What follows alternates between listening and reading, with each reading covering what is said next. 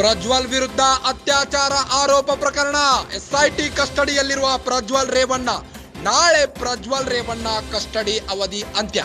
ಕಳೆದ 5 ದಿನಗಳಿಂದ ಎಸ್ಐಟಿ ಕಸ್ಟಡಿಯಲ್ಲಿ ಪ್ರಜ್ವಲ್.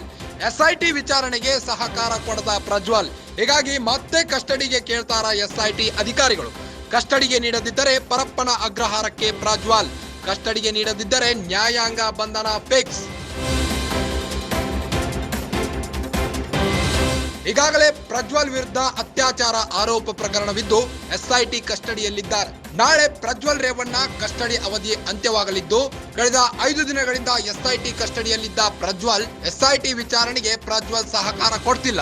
ಹೀಗಾಗಿ ಮತ್ತೆ ಕಸ್ಟಡಿಗೆ ಕೇಳ್ತಾರ ಎಸ್ಐಟಿ ಅಧಿಕಾರಿಗಳು. ಕಾದ್ ನೋಡಬೇಕಾಗಿದೆ. ಕಸ್ಟಡಿಗೆ ನೀಡದಿದ್ದರೆ ನ್ಯಾಯಾಂಗ ಬಂಧನ ಫಿಕ್ಸ್ ಅಂತಿದ್ದಾರೆ.